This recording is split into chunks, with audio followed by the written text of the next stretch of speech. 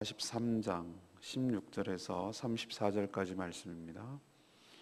창세기 43장 16절에서 34절까지 말씀, 4월 7일 월요일 아침입니다.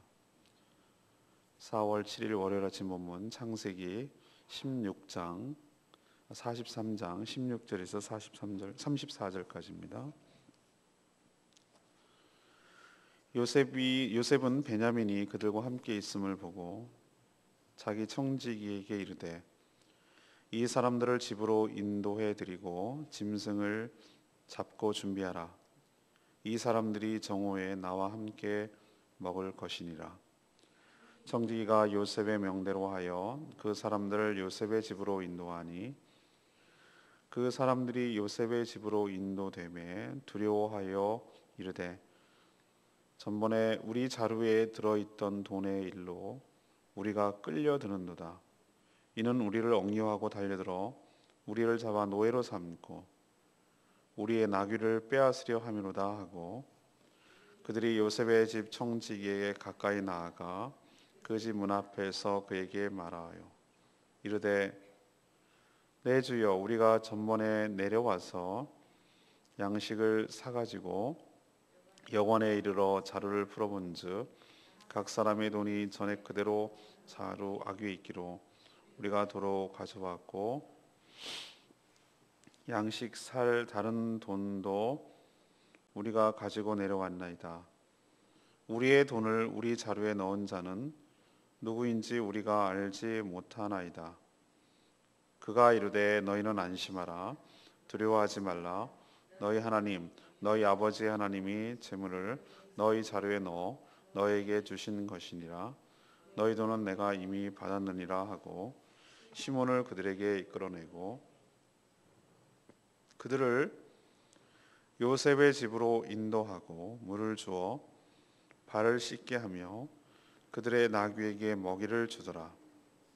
그들이 거기서 음식을 먹겠다 함을 들었으므로 예물을 정돈하고 요셉이 정오에 오기를 기다리더니 요셉이 집으로 오매 그들이 집으로 들어가서 예물을 그에게 드리고 땅에 엎드려 절하니 요셉이 그들의 안부를 물으며 이르되 너희 아버지 너희가 말하던 그 노인이 안녕하시냐? 아직도 생존해 계시느냐? 그들이 대답하되 주의 종 우리 아버지가 평안하고 지금까지 생존하였나이다 하고 머리 숙여 절하더라. 요셉이 눈을 들어 자기 어머니의 아들 자기 동생 베냐민을 보고 이르되 너희가 내게 말하던 너희 작은 동생이 이 아이냐? 그가 또 이르되 소자여 하나님이 내게 은혜 베푸기를 원하노라. 요셉이 아우를 사랑하는 마음이 복받쳐 급히 울 곳을 찾아 안방으로 들어가서 울고 얼굴을 씻고 나와서 그 정을 억제하고 음식을 차리라 하며 그들이 요셉에게 따로 차리고 그 형제들에게 따로 차리고 그와 함께 먹는 애굽 사람들에게도 따로 차리니 애굽 사람은 히브리 사람과 같이 먹으면 부정을 입음이었더라. 그들이 요셉 앞에 앉되 그들의 나이가 따라 앉히게 되니 그들이 서로 이상히 여겼더라. 요셉이 자기 음식을 그들에게 주되 베냐민에게는 다른 사람보다 5배나 주매 그들이 마시며 요셉과 함께 즐거워하였더라. 아멘. 드디어 이제 요셉의 형제들은 막내 베냐민까지 데리고 양식을 사러 이제 애굽으로 내려가서 요셉을 만나죠. 요셉은 자기 청지기를 시켜서 이 형제들을 자기 집으로 이제 인도하고 융숭한 대접을 하게 합니다. 요셉의 형제들은 이 청지기가 여러 말로 안심을 시켜도 여전히 지난번에 곡식값을 그대로 받은 것 때문에 불안했습니다. 그래서 요셉은 오전 업무를 끝내고 집으로 돌아와서 형제들과 오찬을 갖죠. 자기 동생, 그러니까 자기 형제들이 4명의 야곱의 부인들로부터 태어났는데 자기하고 베냐민만 라헬에게서 태어난 것이죠. 그러니까 자기의 어쩌면 진짜 친동생인 셈이죠. 그 베냐민을 어렸을 때 못 보게 되고 한동안 몇십 년이 지났는데 다시 보게 되자 이제 감정이 복받쳤고, 하지만 그 눈물을 보이지 않고 억제하고 끝까지 자신의 감정을 보이지 않아 형제들을 대하고 있는 모습이 오늘 이야기가 되겠습니다. 자, 하나님께서 이런 이야기, 이 창세기 이야기를 통해서 지금 우리에게도 이야기하는 것이 있습니다. 첫 번째는 이 죄를 지으면 두렵고 불안을 느껴서 삶의 평안함을 느끼지 못해 평안함을 잃는다는 것입니다. 평안함이 없다는 것입니다. 요셉은 형제들 가운데 막내 베냐민이 있음을 확인하고 청지기에게 형제들을 자기 집으로 인도하라고 하고 오찬을 정성껏 짐승을 잡고 해서 오찬을 준비하라고 이렇게 이르죠.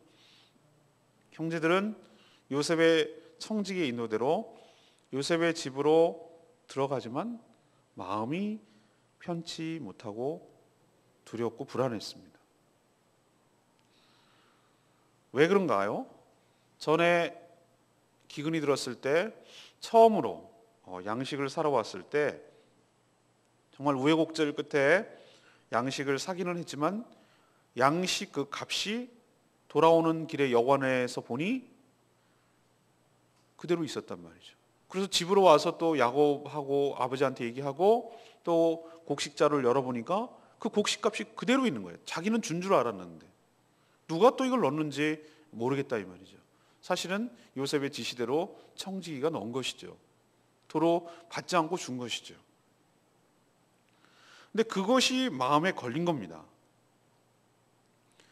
이 양식값을 빌미로 해가지고 도둑으로, 전에는 또 그 탐지 정탐하러 온 간첩으로 몰았는데 이번엔 이걸로 계기로 도둑 내지는 사기꾼으로 몰아가지고 이것을 빌미로 자신들을 억류하고 또 자신의 모든 것들을 다 빼앗은 후에 노예로 삼으려 할지도 모른다는 이런 불안감이 있었기 때문에 불편한 겁니다. 하지만 그 근본적 밑바탕 깔려 있는 것은 뭐냐면은 오래전에 동생 요셉을 팔아 넘겼지만, 그래서 그것을 꽁꽁 숨기고 묻어두었지만 그런 것들 때문에 하나님 앞에서 죄값을 치르고 있다는 것을 그때 방문 때도 느꼈기 때문에 여전히 죄책감을 가지고 있었기 때문에 마음이 불편한 것입니다. 이처럼 누구나 자신이 지은 죄가 해결되지 않으면 마음이 결코 편할 수가 없습니다. 모든 것이 두렵고 불안합니다. 청지기가 안심하라 이렇게 위로를 하고 안심을 시켜도 그 말이 귀에 들어오지 않습니다.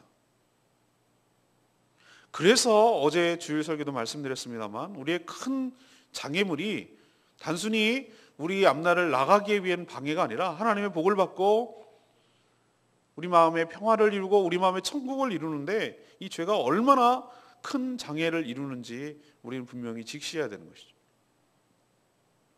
그래서 죄는 반드시 회개해야 하고 청산해야 하고 가지고 있어야 될 문제는 아니고, 용서를 구할 일 있으면 용서를 구하고 죄값을 받을 일 있으면 받아야 되고, 또 이것이 사람에게, 자신에게, 하나님께 말로, 행동으로, 마음으로 지었던 모든 죄, 유무형의 모든 인지하고 있는, 알고 있는 모든 죄는 숨기고 감추고 해서 해결되고 시간이 지난다고 해결될 문제가 아니라 반드시 청산이 되어야만 우리 마음에 평화가 깃들 줄로 믿습니다. 마음이 지옥이면 모든 것이 지옥입니다. 마음이 천국이면 모든 것이 천국입니다. 우리는 환경 때문에 천국과 지옥이 오갈 거라고 생각하는데 그렇지 않습니다. 우리의 외적인 물리적인 환경이 아니라 우리 마음의 환경, 우리 마음의 상태, 하나님과의 온전한 관계가 형성되어 있는지, 그 깊은 사랑의 관계 속에 살아가고 있는지, 이것이 어쩌면 물리적 외부적 환경보다 훨씬 더 중요한 우리의 영적인 환경이라고 할 수 있겠습니다. 이미 마음이 지옥에서 사는데 무엇을 갖다 준든 무슨 위로가 된들 그것이 결코 우리의 진정한 평화를 주지 못한다는 사실을 기억하시고, 이 형제들처럼 가지고 있는, 숨기고 있는, 감추고 있는 그런 죄악이 있다면 그것을 끄집어내서 하나님 옆에 내어놓고 하나님 옆에 눈물로 회개하며 용서를 구해서 깨끗하게 청산하는 저와 여러분 되기를 소망합니다. 두 번째 얘기는 우리는 하나님의 청지기의 자세로 인생을 살아야 한다는 점입니다. 저는 오늘 유심히 본 인물이 요셉, 그리고 요셉의 형제들도 아니고 요셉의 집에서 일하는 청지기의 모습이 상당히 인상적이었습니다. 그도 어쩌면 보디발의 청지기 같은 삶을 살았는데 그 주인 요셉의 영향을 받아서 그런지 몰라도 상당히 신실하고 믿음의 사람인 것을 볼 수 있습니다. 저는 그의 말에서 깊은 신앙을 느낄 수 있어요. 분명히 그는 히브리 사람이 아니었을 것인데도 불구하고 아마도 주인 요셉을 통해서 그가 섬기고 믿고 있는 하나님을 알게 되었을 것이고, 그도 역시 하나님을 경외하고 하나님을 믿는 사람으로 보입니다. 이처럼 어떤 주종 관계를 넘어서 한 사람에게 깊은 영향을 줄 수 있는 요셉의 인품과 신앙도 엿볼 수 있는 대목입니다. 우리로 치면 여러분이 사장입니다. 여러분이 신앙생활 잘합니다. 여러분에서 함께 일하는 종업원들도 함께 그것을 보고 신앙생활 잘합니까? 여러분이 아내입니다. 여러분이 신앙생활 잘하는 것 보고 주변의 남편과 시댁과 모든 사람들이 예수 그리스도를 잘 믿습니까? 그게 얼마나 어려운지를 아는 거예요. 그러나 요셉 보십시오. 그의 말 속에서 억지로가 아니라 진심으로 하나님을 사랑하고 요셉처럼 신실하게 어떤 일을 행하는 것을 볼 수 있어요. 이건 전적으로 요셉이 그 이방 땅에서도 신앙생활을 잘하고 하나님을 경외하는 삶을 살았다는 반증이라고 할 수 있겠습니다. 요셉의 형제들이 죄책감으로 불안해하며 두려워할 때 안심시키면서 23절에 하는 말이 참 인상 깊은 말이에요. 너희 하나님, 너희 아버지의 하나님이 재물을 너희 자루에 넣어 너희에게 주신 것이니라. 너희 돈은 내가 이미 받았느니라. 이 말에서 얼마나 아름다운 신앙 고백과 청지기 자세를 느껴집니까? 그의 말에서 그의 직분답게 청지기 정신과 자세를 느낄 수가 있습니다. 실제 돈은 누가 넣었습니까? 요셉의 지시에 따라서 자기가 자루에 넣었습니다. 근데 뭐라고 얘기합니까? 너희가 믿고 있는 하나님, 너희가 섬기고 있는 그 하나님이 너희 자루에 넣어주신 것이니라. 하나님이 했다고 인정하지 않습니까? 그리고 그 값은 이미 뭐 했다고요? 받았느니라. 하나님으로부터 다 받았다는 것을 의미하는 것이.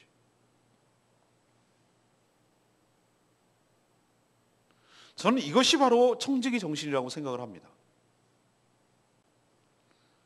청지기 정신이 뭐냐고요? 원천적으로 자신의 것은 없다라는 생각을 먼저 가야 되는 것이에요. 자기가 주고 자기가 넣을 수 있으니 자기 것이라고 생각하는 것은 정말로 어리석은 생각이죠. 그건 청지기 정신이 아니죠. 사실 자기 것도 아니고 주인인 요셉의 것이죠. 더 나아가서 요셉의 것도 아니고 그것은 모두 다 누구 것이라는 것이죠? 하나님의 것이라는 생각을 갖고 있는 것입니다. 가만히 여러분 따져보십시오. 요셉이 만약에 바로가 그 꿈을 꿨는데 그 꿈을 요셉이 해석하지 못했다. 그랬으면 애굽이란 나라는 어떻게 됐겠습니까? 여타의 다른 나라와 같이 기근 때문에 다 죽었습니다. 요셉이 양식을 이렇게 자기 애굽 사람들뿐만 아니라 외국 사람들까지 팔 수 있었던 근거는 무엇입니까? 하나님이 주신 계시에 따라서 7년 대흉년 때 풍년이었을 때 대비를 했기 때문에 5분의 1씩 창고에 쌓고 국고성을 쌓고 그것을 대비하고 준비했기 때문에 이런 것이죠. 이렇게 따지면 내게 어디 있습니까? 하나님이 주신 것이고 하나님 것을 하나님의 것으로 주는 것이죠. 우리 어리석은 인간은 이것에 대해서 착각을 합니다. 내가 했으니 내 손에 있으니 내 거라고 생각을 하는 거예요. 그것이 아니고 하나님의 것을 하나님의 사람에게 하나님의 방법으로 전달하는 것이 내 역할이다. 이것이 청지기의 자세인 줄로 믿습니다. 내 것은 얻고 놓고 가야 되는 것들. 나는 단순히 뭐 하는 것들이죠? 심부름꾼이라는 생각을 하는 것입니다. 저는 여러분의 삶이 이런 청지기의 삶이 되기를 소망합니다. 그리고 저희 교회가 그런 교회가 되기를 꿈꿉니다. 지난번에 캄보디아 우물 팔 때 저희들이 했습니까? 아니요. 하나님이 하신 줄로 믿습니다. 하나님이 하셨습니다. 우리는 전적으로 우리 입을 막습니다. 우리가 그렇게 고백하지 못하도록 하나님께서 하십니다. 저는 솔직히 말해서 처음에 주저했던 이유가 자신이 없었습니다. 우리가 할 수 있을까? 이런 의구심이 생겨서 자신이 없다가 기도하는 가운데 어떤 믿음이 신락 같은 믿음이 생기냐면 하나님이 기뻐하시는 일이라면 하나님의 일이라면 믿음으로 한 발 내딜 때 하나님께서 역사하여 주실 줄로 믿는다. 지금까지 수많은 경험에서도 또 수많은 하나님의 말씀 속에서도 그것이 증명되었으니 이건 나조차고 우리조차고 우리 이익을 위해서 하는 것이 아니라 정말 목말라 하는 자에게 냉수 한 그릇이라도 준 자를 소자에게 준 자를 하나님께서 결단코 잊어버리지 않겠다고 하셨는데 물 주는 것이야말로 가장 하나님이 기뻐하시는 일이 아닌가. 예수님이 내가 바로 생수를 준다고 하지 생수라고 하지 않아 목마르지 않는 영원한 생명수를 주신다고 하지 않았는가. 그렇게 해서 시작을 했더니 과연 아니나 다를까 흔들어 넘치도록 하나님께서 부어주시고 오히려 목표액을 넘어서는 하나님의 은혜를 우리에게 경험하게 하신 줄로 믿습니다. 그래서 예상치 못하게 어떤 방법을 통해서든지 정말 저는 정말로 진짜 이번에도 예상치 못했는데 그런 방법으로 하나님께서 충분히 채워주시는 것을 경험했어요. 자, 이걸 통해서 우리에게 뭐를 가르쳐 주십니까? 모든 물질의 주인, 궁극적인 주인은 누구신가? 하나님이신 줄로 믿습니다. 그럼 우리 역할은 무엇인가? 우리는 그것을 뭐 하는 것이죠? 필요에 따라서 필요한 곳으로, 물은 낮은 곳으로 흘러가듯이 물은 낮아서 필요한 곳으로 가야 되듯이 우리는 축복의 통로가 될 뿐 하나님께서 역사하시는 대로 하나님께서 원하시는 대로 모든 택한 백성들, 모든 사랑하는 백성들에게 골고루 미치도록 그 은혜가 미치도록 우리는 청지기의 역할을 하는 것일 뿐입니다. 누구처럼? 요셉의 청지기처럼. 자기 겁니까? 아닙니다. 우리 겁니까? 아닙니다. 우리는 주인의 것을 받아서 주인이 하라는 곳에 전달하는 역할을 하는 것이 우리의 자세인 줄로 믿습니다. 이것이 바로 축복의 통로로 살아가는 것이고 이런 삶을 충실히 사는 것이 바로 신실한 종의 자세이고 청지기의 자세이고 이런 자를 하나님께서 귀하게 여기시고 더 크게 사용하시고 더 큰 역할을 감당케 하시고 그것이 바로 우리 인생의 성공이며 축복된 인생인 것을 기억하시기를 바랍니다. 세 번째는 무엇입니까? 악을 악으로 갚지 않고 선으로 악을 이기라는 것입니다. 요셉은 확실히 변했습니다. 과거 아버지의 편애 속에서 아무 생각 없이 자신의 꿈을 말하던 그런 철부지 사람이 아니에요. 20여 년 고난의 세월이 13년 거쳤고 또 풍년이 지나고 7년 지났고 지금은 무슨 때죠? 흉년의 때니까 적어도 20년은 됐겠죠? 20년은 넘었다는 걸 알 수 있습니다. 하나님의 훈련, 연단 이런 것들을 거쳤기 때문에 그는 성숙한 하나님의 사람이 되어 있는 것을 볼 수 있습니다. 저는 그 구덩이 얘기를 여러 번 하는데 제가 느낀 바가 많고 거기에서 아무도 누가 그 얘기를 해주지 않았는데 하나님께서 저에게 그 마음을 주셨기 때문에 그런 거구나. 거기서 죽었구나. 옛사람이 죽고 새 사람으로 거듭난 후에 그럼 그때부터 하나님과 동행한 삶을 살았습니다. 그것이 보디발의 집에 노예였건 억울하게 잡혀서 감옥에 갔건 그는 항상 하나님과 동행했습니다. 거듭난다는 건 그걸 의미합니다. 그는 하나님과 동행한 성령으로 충만한 바로의 입에서도 나왔지 성령에 감동된 사람이었기 때문에 그의 삶은 균형 잡힌 삶이었습니다. 무엇을 느낄 수 있는가? 감정과 이성의 조화를 보여줘요. 그는 상당히 이성적인 사람인가 동시에 굉장히 마음이 따뜻하고 감성적인 사람이에요. 자기 동생을 보면 울컥하고 눈물을 흘리고, 형님들을 보면 동시에 그들의 죄를 끄집어내서 바르게 하고 형제들을 사랑하게 하고 형제들을 위하고 그 과거를 직면하게 하려는 이성적인 면이 작동한다면, 동시에 그를 불쌍히 여겨서 돈을 챙겨주기도 하고 안부를 묻기도 하고 그러는 따뜻한 감성적인 모습이 함께 갖고 있는 것이, 사랑과 공의, 이 두 가지 양면의 균형을 맞출 줄 아는, 쏠림이 없는 그런 사람인 것을 볼 수 있습니다. 그는 형님들에게 더할 수 없는 융숭한 대접을 청지기로부터 하라고 했습니다. 발 씻을 물을 주고 짐승을 잡아서 오찬을 따뜻하게 마련해 주고, 또 동생 베냐민을 축복해 주고 5배의 음식을 주는 따뜻함도 가진 사람입니다. 어릴 때 보고 다 커서 보게 된 동생 때문에 마음이 북받쳤다고 그랬어요. 그래서 여러분이라면 20년 넘게 본, 어렸을 때 꼬맹이 때 본 동생을 그렇게 장성해서 봤을 때 감정이 어떤 감정이, 이상가족도 이런 이상가족이 없는데 왜 감정이 앞서지 않겠어요? 그냥 먼저 앞뒤 안 가리고 그냥 달려들고 싶은 마음이 왜 없겠어요? 요셉도 그런 감정이 있는 거예요. 그래서 보자마자, 베냐민을 보자마자 가슴에 막 복받쳐서 울음이 터졌지만 그는 급히 울 곳을 찾아서 안방으로 들어가서 울고 얼굴을 깨끗하게 씻고 다시 나오는 이런 모습을 보인다 이 말이죠. 남자는 울음을 자주 보여서는 안 돼, 그런 의미가 아니라 이 형제들을 회개하고 형제들의 관계를 회복하기 위해서 끝까지 자신의 감정을 잘 감추고 균형 잡힌 태도를 취하는 것을 볼 수 있습니다. 정말 요셉은 지도자로서의 면모를 갖추고 정말 그런 훌륭한 지도자임을 느낄 수가 있습니다. 하지만 저는 이것보다도 요셉의 가장 큰 성숙함은 무엇인가? 그것은 악을 악으로 갚지 않고 선으로 악을 이겨내는 모습이 그의 성숙한 점이라고 생각을 합니다. 그는 충분히 형님들이 자기에게 한 대로 좀 죽이지까지는 않겠지만 뭐라도 벌을 주고 싶고 뭐라도 하고 싶은 마음이 왜 없겠어요?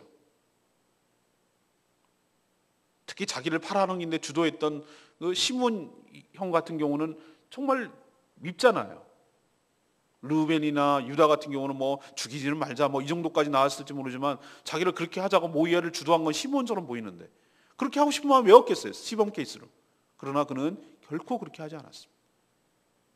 다음 주 또 창세기 말미에 가면 우리가 느낄 수 있지만 요셉은 이 모든 것들이 형님이 한 것이 아니라 하나님이 자기를 먼저 우리 가정을 살려내기 위해서, 이 기근에서, 이 궁핍에서 살려내기 위해서 자신을 먼저 보낸 것이지 형님들이 나를 보낸 것이 아니라 하나님이 나를 미리 보냈다고 그는 믿었어요. 하나님의 섭리, 하나님의 역사, 하나님의 계획하심을 봤기 때문에, 그것이 사람이 한 거라고 여기지 않았기 때문에 이 모든 것들을 극복하고 이 원수 갚는 것이 아니라 이것이 하나님이 하셨다고 믿고 받아들이니까 그것을 보복하지 않는 것이죠. 우리는 때로 살다 보면 상당히 억울할 일을 당할 때가 있습니다. 모함을 받을 때가 있고 음해를 해가지고 정말 이상한 소문을 내게 해가지고 이상한 말을 해가지고 사람 바보 만들고 그렇게 할 때 정말 보복하고 싶은 마음이 생길 때가 있어요. 그러나 여러분 생각해 하십시오. 물론 그것이 내가 자초한 일일 때도 있습니다. 그러나 어떻게 보면 크게 보면 하나님께서 내가 그것을 경험하게 하시고 겪게 하시고 그것을 통과하게 하셔서 우리는 보지 못하는, 우리는 전혀 깨닫지도 못하고 생각지도 못하는 하나님의 거룩한 뜻이 우리 삶 속에 실현되기 위한 하나의 방편 과정으로 그렇게 이루어진 줄도 모르겠습니다. 우리는 하나님의 뜻이 항상 승승장구하며 일이 술술 잘 풀리고 모든 것이 만사형통하는 것이 착착착 길이 열리고 뭐 하면 되고 뭐 하면 터지고 뭐 하면 뭐 하고 이런 식으로 하나님의 뜻이 이루어진다고 생각할 수도 있는데 아니요, 그 반대의 경우도 있어요. 일이 안 되고 일이 꼬이고 일이 더 어렵게 되고 더 힘들어지고 이렇게 되는 과정일지 모르지만 오히려 그 과정들을 통하면서 하나님의 거룩한 뜻이 나에게도 미치고 내 주변에도 미치고 거룩한 하나님 나라의 전체에도 영향을 미칠 수 있다는 것.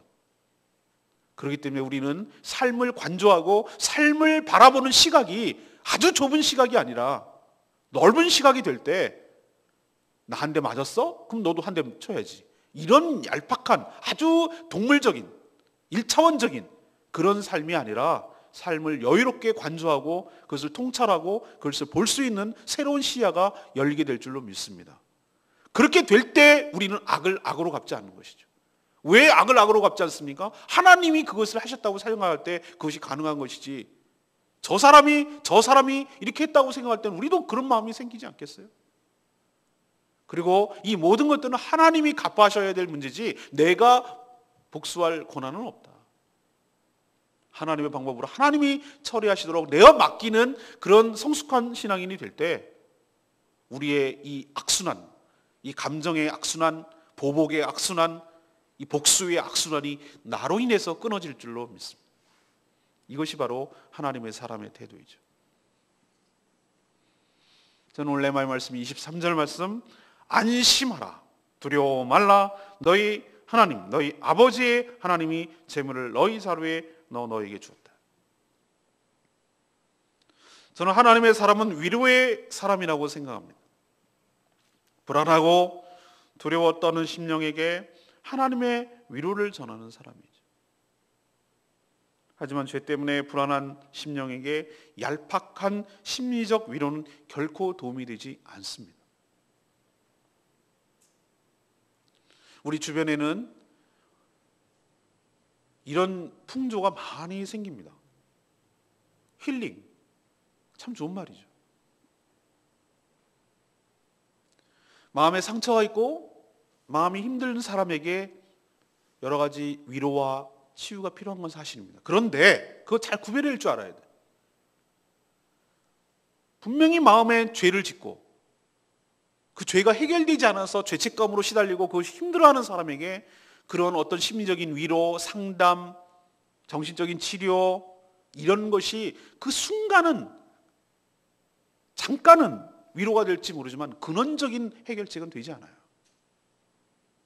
마치 수술을 요하는 큰 중병일 때 임에도 불구하고 그걸 해주지 않고 약물로 잠깐 그 통증을 완화시키고 물리치료 같은 걸로 잠깐 이렇게 위로를 주고 그런 거와 다를 바 없다 이 말이죠. 그것은 임시방편적인 것입니다. 근원적인 해부학적 수술이 되는 것이 아니에요. 근치하는 것이 아니죠. 끄집어내는 것이 아니죠. 요셉이 그렇게 위로해주고 형님 괜찮습니다 이렇게 하는 것이 아니라 형님들에게 그 죄를 끄집어내게 하는 거죠. 수면 위로 끌어올리게 하는 것이에요. 그냥 없어졌나이다 자기 동생에 그렇게 그냥 암묵적으로 서로 이 죄를 갖다가 숨기고 있던 그 죄를 수면 위로 끌어올려서 그 죄를 직면하게 하고 그 죄를 회개하도록 하고 그 죄를 용서받도록 하고 이렇게 하는 이유는 이 죄가 해결될 때만이 진정한 우리 마음의 평안과 온전한 관계의 회복이 있기 때문에 그렇게 하는 것입니다. 진정한 평안은 사람이 아니라 하나님만이 주실 수 있는 줄로 믿습니다. 우리는 이 청지기의 위로에서 우리는 여러 사람들을 위로해야 되지만 진정한 위로는 그 사람의 근본적인 문제를 해결해 주는 것, 이것이 그에게 진정한 위로를 가져다 주는 것인 줄로 알고 이 두 가지를 다 해야 될 것입니다. 정말 따뜻한 말이 필요하고 따뜻한 위로가 필요한 사람에게 기도하고 위로의 말을 전해주는 것, 격려해주는 것, 동시에 그 사람이 가지고 있는 근원적인 문제를 해결해 줄 수 있도록 이야기해주고 도전해주고 말씀을 전해주는 것, 이것이야말로 진짜 그 사람을 위로해주는 근본적인 문제를 해결해 줄 수 있는 처방인 줄로 기억하시고 우리도 균형 잡힌 삶을 살게 되기를 소망합니다. 오늘 세 가지 말씀드렸습니다. 죄를 지으면 두렵고 불안을 느껴서 우리의 마음의 평안을 잃습니다. 이것부터 해결해야 됩니다. 두 번째는 하나님의 청지기의 자세로 인생을 살아가는 것이 우리의 삶의 태도여야 할 줄로 믿습니다. 세 번째는 악을 악으로 갚지 않고 선으로 악을 이기는 성숙한 삶의 태도가 우리에게도 필요한 줄로 믿습니다. 오늘 말씀 붙드시고 그 말씀대로 사셔서 삶이 여러분의 삶을 지배하도록 하십시오. 말씀이 여러분의 삶을 지배하도록 하십시오. 말씀이 여러분의 삶에 들어가게 하십시오. 그것은 순종할 때, 그 말씀에 순종할 때, 그 약속 붙들고 기도하고 그 말씀대로 오늘 삶을 실천할 때, 그때 비로소 삶과 나와 아무 상관없는 것이 아니라 말씀이 나의 삶에 개입하고 말씀이 내 삶을 지배하고 말씀이 진리가 예수 그리스도께서 성령께서 우리를 삶을 이끌어가는 방편이 바로 이것인 줄로 믿습니다. 이 말씀대로 살아가는 저와 여러분 되기를 소망합니다. 은혜송복 380장 부르고 기도하겠습니다.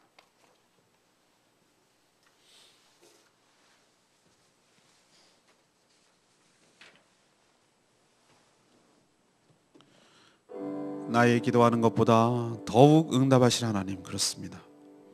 우리가 생각하는 그 이상으로 넘치도록 주시는 하나님 은혜에 간구하고 기도하는 시간 갖도록 하겠습니다. 나의 기도하는 것보다 더욱 응답하실 하나님, 나의 생각하는 것보다 더욱 이루시는 하나님, 우리 가운데 역사하시 능력대로 우리들의 간구함을 넘치도록 능히 하실 주님께 모든 영광과 존귀 찬양과 경배를 돌릴지어다.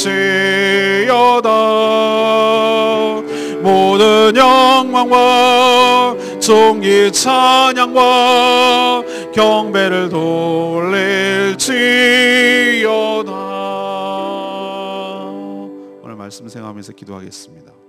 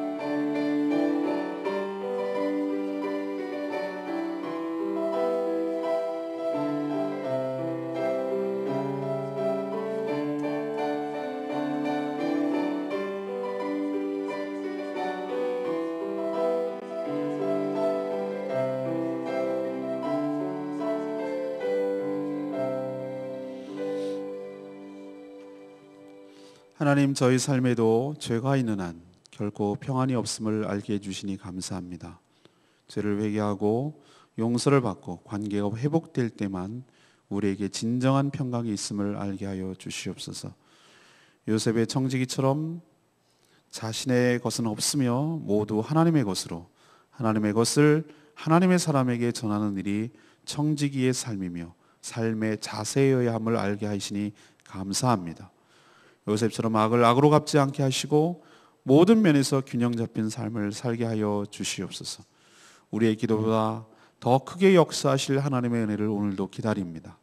말씀대로 살게 하시고 말씀이 우리의 삶을 지배하게 하시고 말씀대로 이끌림을 받도록 축복하여 주시옵소서.